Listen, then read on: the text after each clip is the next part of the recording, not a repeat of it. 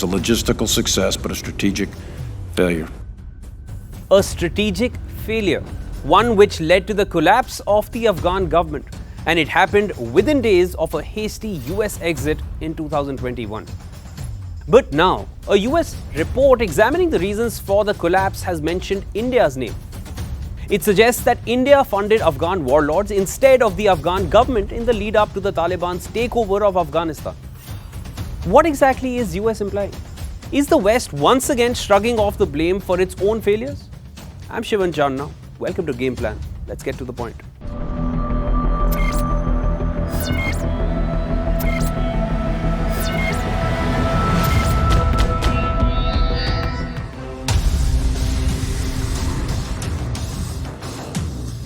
The US report titled Why the Afghan Security Forces Collapsed by Special Inspector General for Afghanistan Reconstruction focuses on the fateful days when the Taliban took control of the beleaguered country in the backdrop of a weak resistance by Afghan government forces.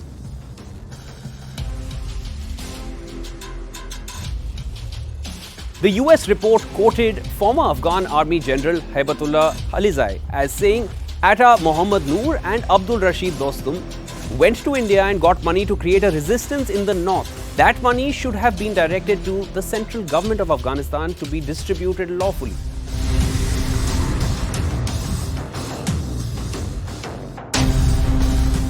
Atta Mohammad Noor, former governor of Balkh province, and Abdul Rashid Dostum, former Afghan vice president, visited India in October of 2020 as representatives of the Afghan government to request India for help. Mind you, in 2020, US was still on Afghan soil.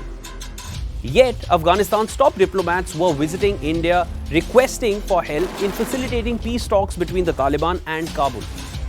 It was clear they had no hopes from the US to offer any help to the Afghan people.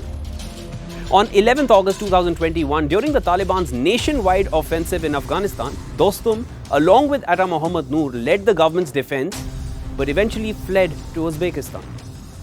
Now, Atta Noor claimed that they were forced to flee due to a conspiracy.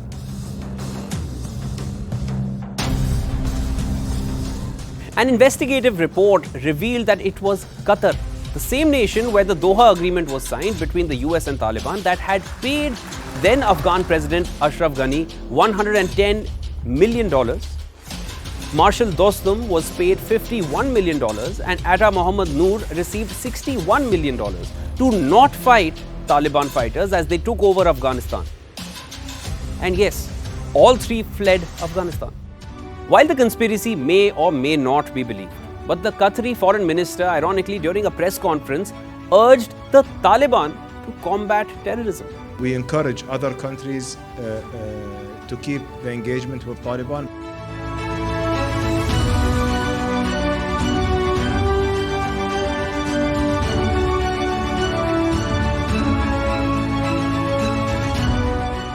No weapons are being left behind. Throughout the drawdown, a few hundred small arms and ammunition were transferred to the ANDSF. No weapons left behind? Well, according to the US Department of Defense, US left behind at least 78 aircraft, 9,524 air-to-ground munitions, over 40,000 vehicles, more than 300,000 weapons, and nearly all night vision. Equipment worth $7.2 billion was left behind by the withdrawing US forces from Afghanistan. And no points for guessing who found those weapons. It was definitely not the Afghan forces. Who these weapons were left behind for is anyone's guess. Did Qatar buy out the leaders who could have resisted the Taliban from taking over Afghanistan? Well, reports certainly suggest so. So when US hints India's name as the reason for Afghanistan's collapse, do you feel it is justified?